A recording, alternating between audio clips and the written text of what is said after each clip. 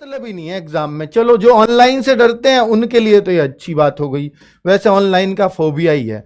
अब बहुत सारे बच्चे पूछेंगे सर एग्जाम कब तक होगा, तो बच्चों मैं इसमें अब अपना गैस फिट करूं तो मुझे लगता है कि अगले साल यानी मार्च अप्रैल से पहले एग्जाम देखने को नहीं मिलने वाला। मार्च 2023 इससे पहले तो मुझे चांस नहीं लग रहे, से पहले मुश्किल है।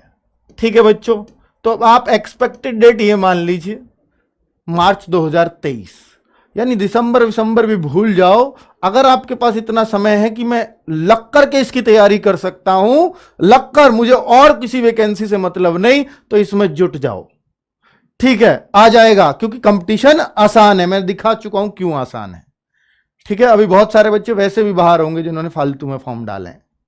तो अगर आप जुट सकते हो, अगर आप 2 पोस्ट के लिए एलिजिबल हैं, कौन कौन से, प्रधान परिचालक और सहायक परिचालक वाले बच्चे हैं, कार्यशाला वाले नहीं, कार्यशाला वालों के लिए बहुत सारे चांसेस और भी हैं, लेकिन कार्यशाला वाले इस पर डिपेंड मत रहना बच्चों, क्योंकि वहां 120 पद हैं, बाकी आप दूसरा ऑप्शन जरूर रखना।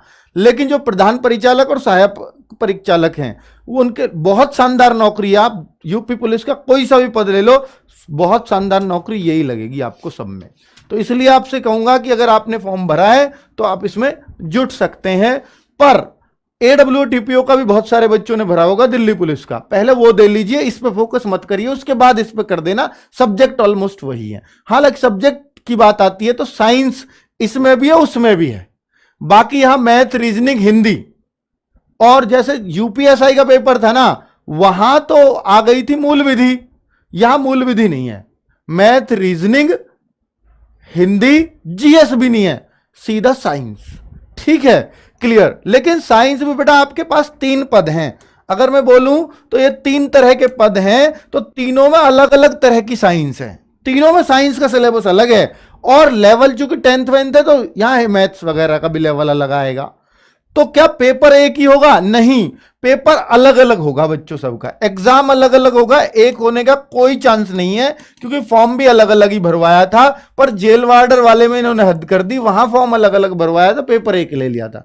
पर यहां चांस नहीं है, क्योंकि यहां क्वालिफिकेशन अलग अलग है, इसलिए चांस नहीं है। 10th से 12th से या ग्रेजुएशन से, इसलिए ऐसा हो ही नहीं सकता कि एक ही एग्जाम हो और उसी में प्रीफरेंस करा ले, नहीं, बिल्कुल नहीं।